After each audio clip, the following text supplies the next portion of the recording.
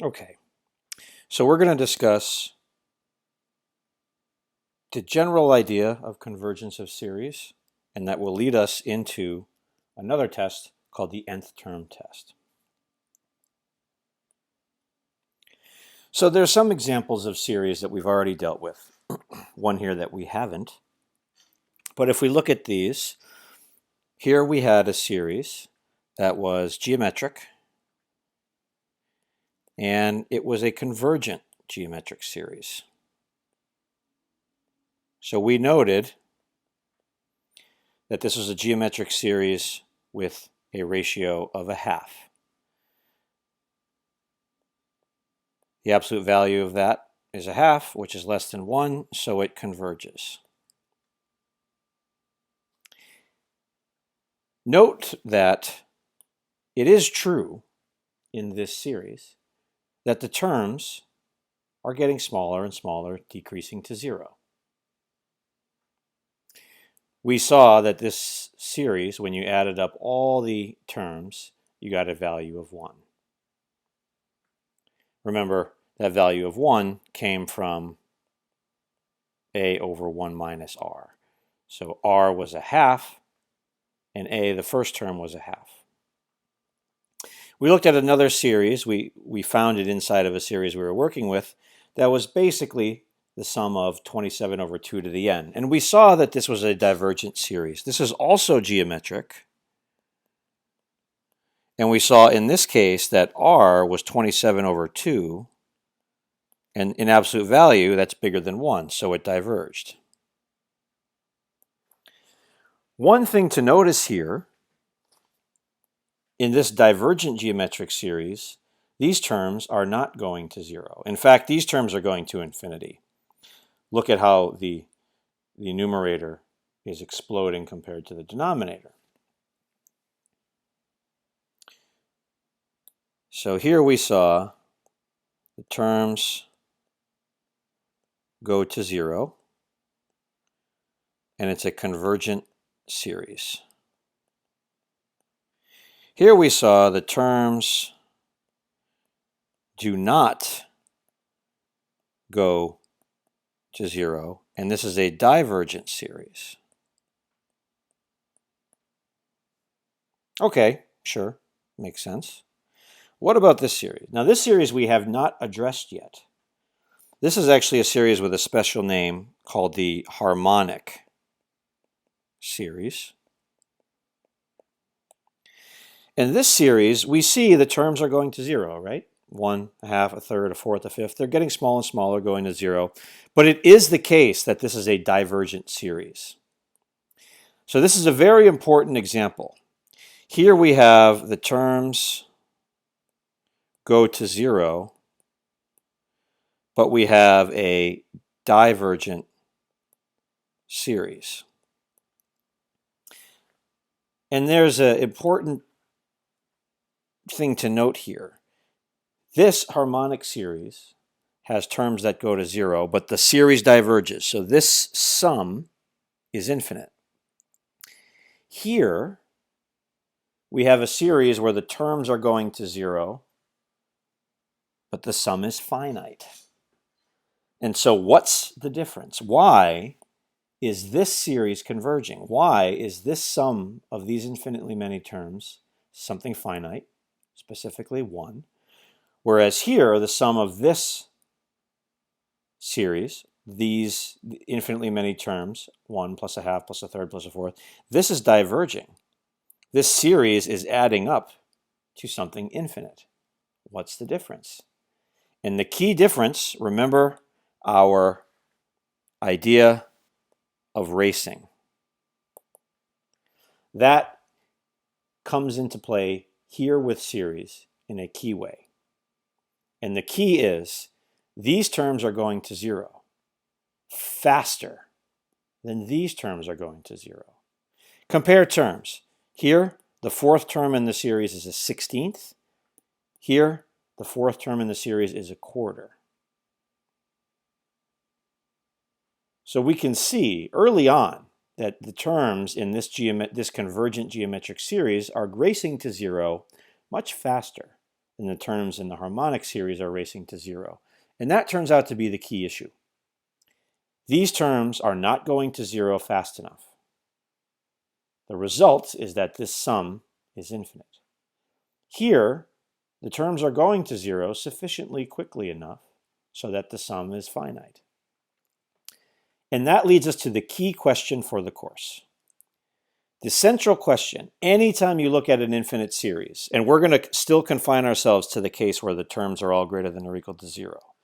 Anytime you look at an infinite series like this, the key question that you're asking, are the terms themselves in the series, these a sub n, racing to zero fast enough so that the sum is finite? Every test that we will look at for series of this type are trying to answer the same question. If you want to try and visualize this, think about it as masses. So if you have, there's your A1, A2, A3, A4. I'm trying to draw a representation of a series where the terms are shrinking to zero, but slowly. So here, the a sub n are approaching zero slowly. And then we could also draw a case where, say, b's, the b sub 1, b2, b3, b4, b5, and then you can't even see b6. Here we have the b sub n going to zero quickly. And this is kind of the idea. This is what a convergent series looks like. And when I say convergent series, I want you to think of adding up each of these areas, like adding up these masses. And here, we'd also be adding up these areas, these masses. This is the kind of illustration of a divergent series. So the series drawn in black, the terms are getting smaller. These masses are getting smaller, but they're just not getting smaller and going to zero fast enough. So you end up with an infinite sum. Here, I'm trying to illustrate it that the terms are going to zero quite quickly. And it turns out to be quickly enough that when you add all of these areas or all of these masses, you get something finite. This is the idea.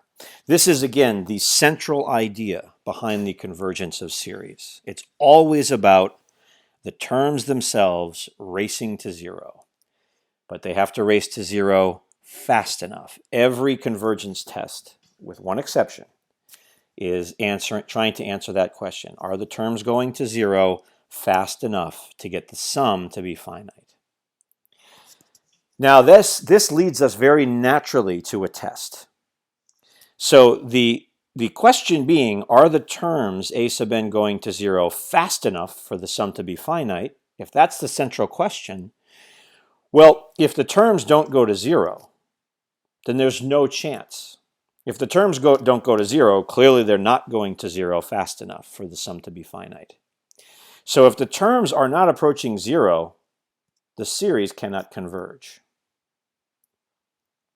So think of it like, well, the next example will illustrate this point. So here's the test. If the limit as n goes to infinity of a sub n is non-zero, then the sum of the a sub n diverges. And so this is really saying the terms in the series don't approach zero at all.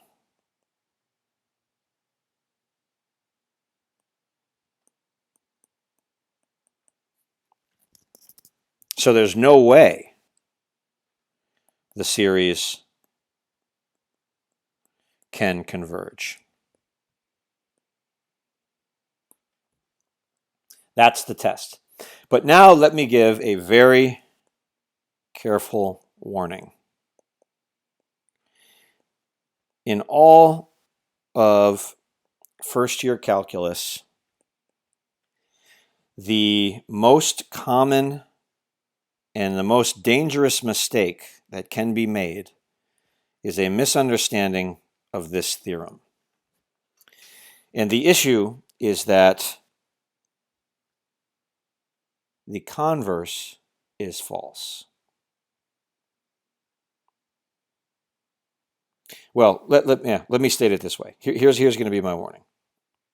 If the limit as n goes to infinity of a sub n equals 0, then we can conclude nothing.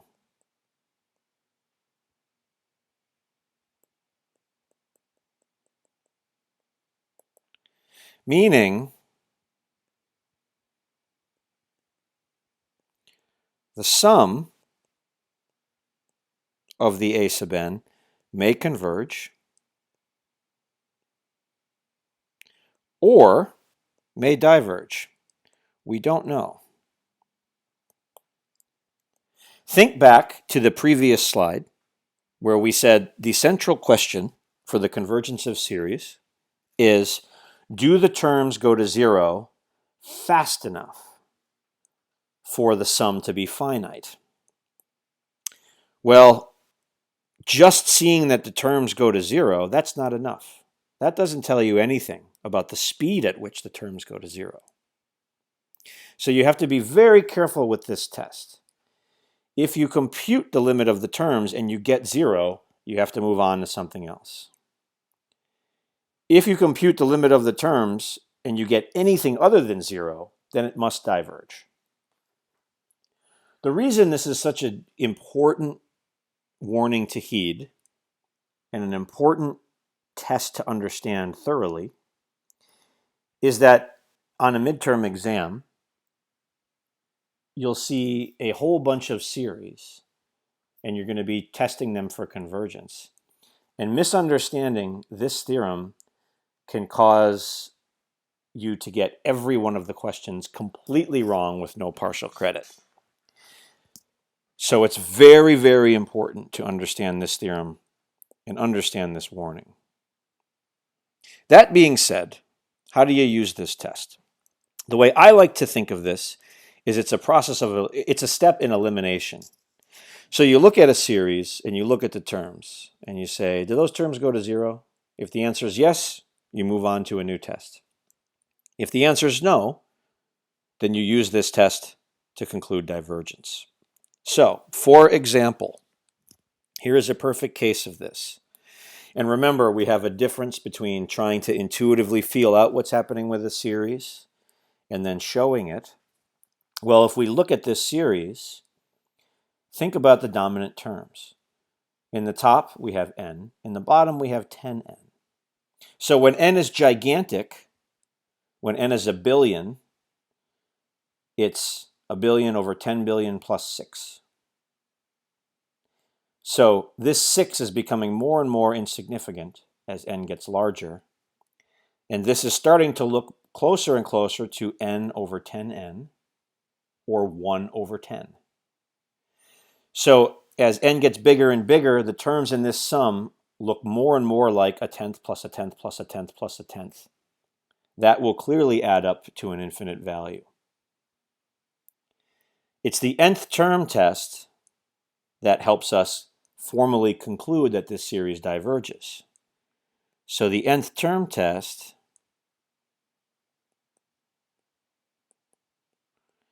gives us that the limit as n goes to infinity of this, remember what you do is you take each term and divide it by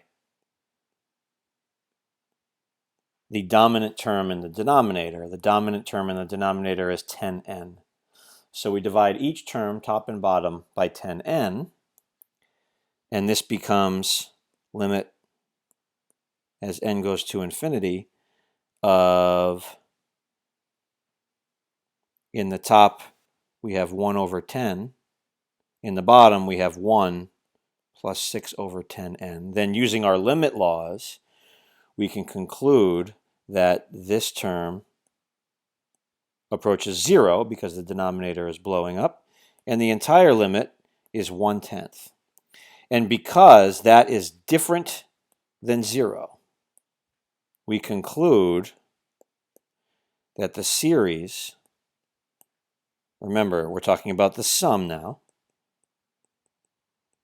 diverges by the nth term test.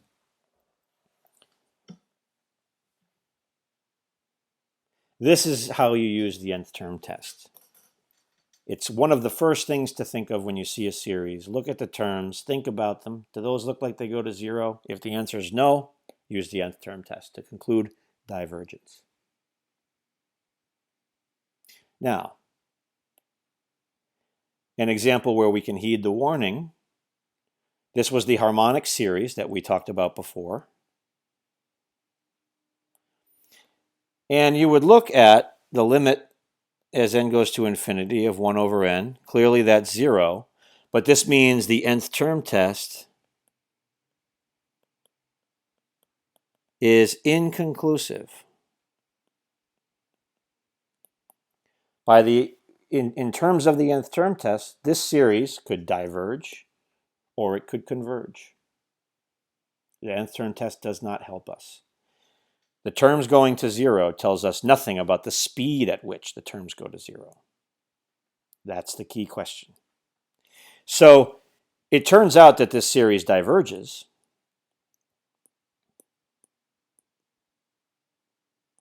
But we need another test.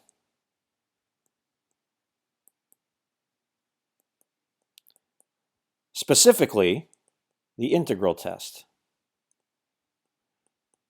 which is an upcoming topic, will actually show us that this is a divergent series.